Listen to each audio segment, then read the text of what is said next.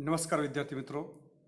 ધોરણ 9 ગુજરાતી પ્રથમ ભાષા ચેપ્ટર નંબર 10 ભારતીય સંસ્કૃતિની સિદ્ધિ.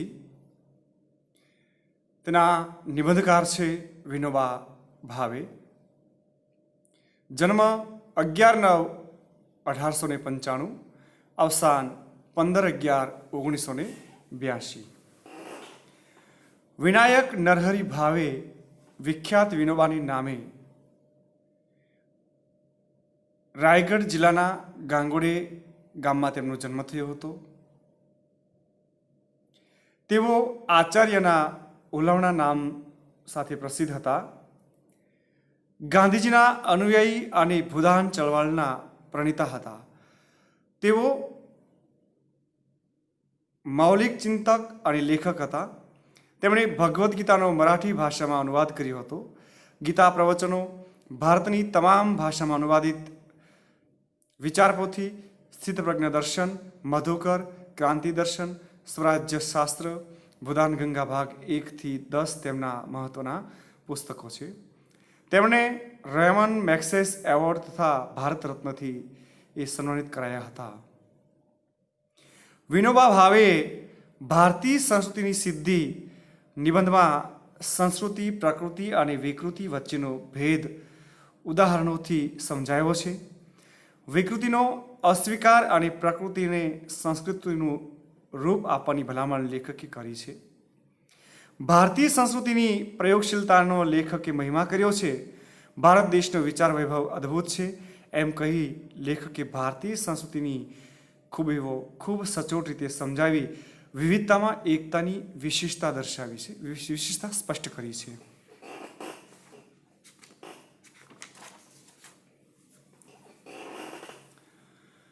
તો જોઈએ વિદ્યાર્થી મિત્રો, ભારતીય સંસ્કૃતિની સિદ્ધિ.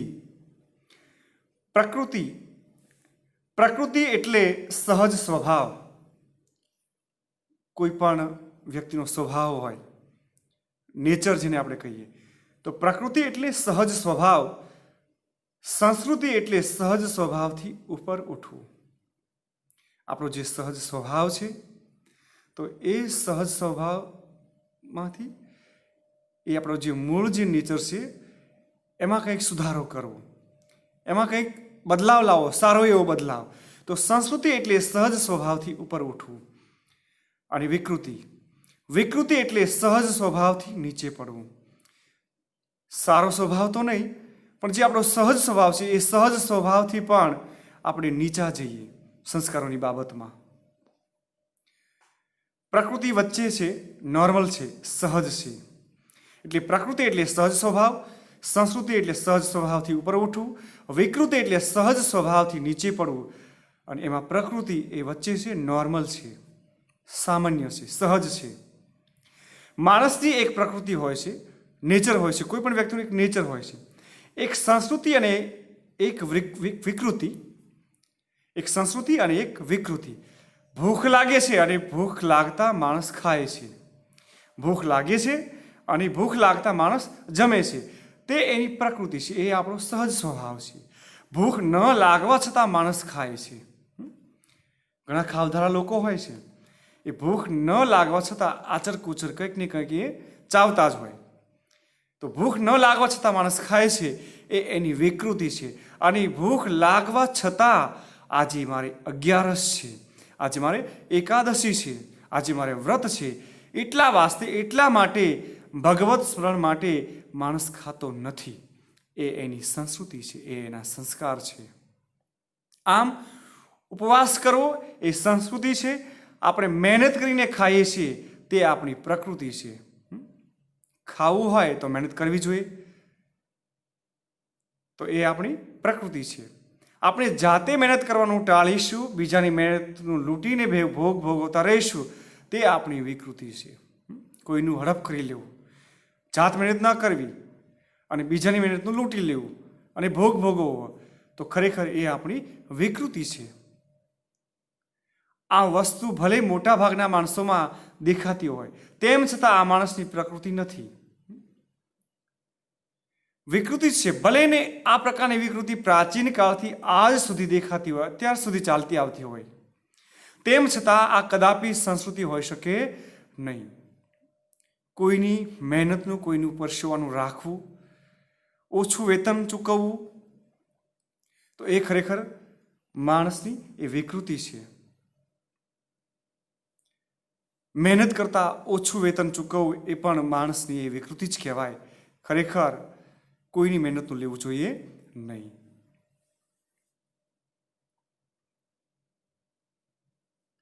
એટલે તેમ છતાં આ કદાપી સંસ્કૃતિ હોઈ શકે નહીં. પરંતુ આપણા શ્રમથી પેદા થયેલી ચીજ પણ બીજાને આપ્યા વિના ભોગવવી નહીં. આપીને અને વહેંચીને જ ભોગવવી એ માણસની સંસ્કૃતિ છે. આપણા શાસ્ત્રોમાં કહ્યું છે કે આપણા શ્રમથી પેદા થયેલી ચીજ પણ બીજાને આપ્યા વિના ભોગવીને એનો ઉપયોગ કરવો નહીં. થોડામાંથી થોડું એને આપી અને આપણે એનો ઉપભોગ કરવો. આપીને અને વહેંચીને જ ભોગવવી. ઘરના 2-5 ભાઈઓ હોય, ભાઈ ભાંડરો હોય, ઘરના સભ્યો હોય, પરિવાર હોય, તો સંપીને વહેંચીને એને ભોગવવું જોઈએ. તો એ ખરેખર આપણી સંસ્કૃતિ છે. નાના ભાઈને મૂકીને મારે ન ખવાય, મોટા ભાઈને મૂકીને મારે ન ખવાય. અમારે સાથે બેસી અને જમવું જોઈએ, ખાવું જોઈએ. તો આ જે વસ્તુ છે ને એ આપણી સંસ્કૃતિ છે. માણસમાં અને પશુમાં ફરક છે, અંતર છે. આ અંતરને વધારવું, પશુપણામાંથી નીકળતા જઈને માણસપણા તરફ આગળ વધતા જવું. કોઈ મોટી વ્યક્તિ છે, કોઈ ફળ ફળાદી ખાતી હોય અને એની બાજુમાં જ કોઈ નાનું બાળક છે એ બેઠું હોય અને ટગર ટગર ઓશાળી નજરે જોતું હોય અને એ બાળકને રાજી કરવું, ફળ આપી, ચોકલેટ આપી, પોતે જે જમતા હોય એમાંથી થોડું આપી અને એને રાજી કરવું એ આપણી સંસ્કૃતિ છે. પણ બાળક છે તો બાળક તરફથી મોં ફેરવી દેવું અથવા તો એનાથી છુપાવી દેવું એ તો વિકૃત માણસ છે. એ તો વિકૃત માણસ છે આપણું. એટલે આ પશુવૃત્તિ જે છે એ પશુમાં ફરક છે, અંતર છે. તો આ અંતરને વધારવું, પશુપણામાંથી નીકળતા જઈને માણસ બનવું અને એ તરફ આગળ વધવું, તેને જ સંસ્કૃતિનું વર્ધન કહે છે. માણસ સુખ અને આનંદ શોધે છે એ ખરું, પરંતુ કયો આનંદ વિકૃત છે, કયો પ્રાકૃત છે અને કયો સંસ્કૃત છે તેનો ખ્યાલ રાખવો પડે.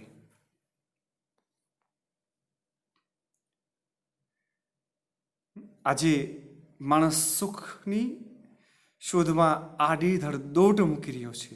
સુખ, શાંતિ અને આનંદ એ જ્યાં ત્યાં એ શોધી રહ્યો છે. આંધળી દોટ મૂકી છે એણે. એ ખરું, સુખ તો બધાને વાલું હોય, આનંદ બધાને જોઈએ છે, પરંતુ કયો આનંદ વિકૃત છે, કયો પ્રાકૃત છે અને કયો સંસ્કૃત છે તેનો ખ્યાલ રાખવો પડે છે. આપણામાં સારું અને ખરાબ શું છે એનું ભાન નથી. સારા સારનો વિવેક આપણામાં નથી. એ ખરેખર આજનો માણસ એ ચૂકતો જાય છે. તો કયો આનંદ વિકૃત છે, કયો પ્રાકૃત છે અને કયો સંસ્કૃત છે તેનો ખ્યાલ આપણે કેળવવો પડે છે. જે સુખ સૌને આનંદ આપી શકે તેવું હોય એ જ ખરું સુખ છે અને એ જ સુસંસ્કૃત આનંદ છે, જે આનંદ આપણને સંસ્કૃતિ તરફ લઈ જાય છે.